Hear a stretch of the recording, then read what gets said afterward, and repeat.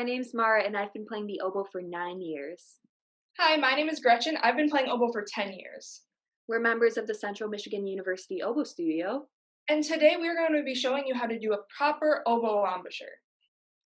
Now, if you've never heard the word embouchure, it probably sounds a bit strange. Embouchure is the French word for opening. In this case, it's referring to the opening of our mouths when we play the oboe.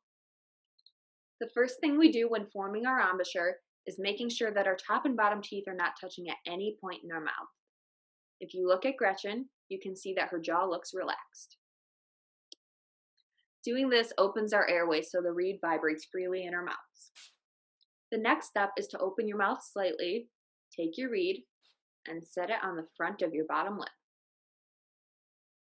Next, push the corners of your mouth inward as if making an ooh sound. Ooh. The next thing we will do is say oh to drop our jaw down. Oh. Finally, pretend that your upper lip is a pair of walrus tusks. Wrap those tusks around your upper teeth, and then gently set the upper lip on the oboe reed. Your mouth should form a straight line. And that's it.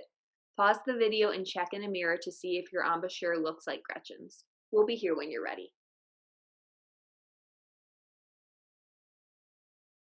Before we review, let's look at a few signs that your embouchure isn't quite right. The first one is if your mouth does not form a straight line. If you notice yourself smiling, you are holding onto the reed too tightly, which restricts airflow and sound. If you see yourself frowning, you are holding onto the reed too little, which means notes will sound uncontrolled and air will leak from the corners of your mouth. Like we said earlier, your mouth should form a straight line.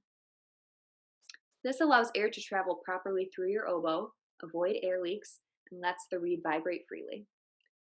The second problem to look out for is a jaw that sticks out. If your jaw sticks out, it means that while your lips are forming a straight line, they are pulled back too far. The bottom of your nose to the bottom of your jaw should form a straight line. This will allow more air to travel through the reed when you play. Okay, let's review. Open your mouth.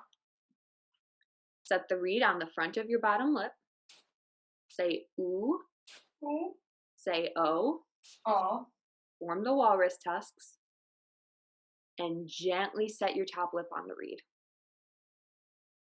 You're all set. Practice this in your oboe or practice with a straw when you don't have a reed nearby. Thanks for watching and fire up chips. Bye!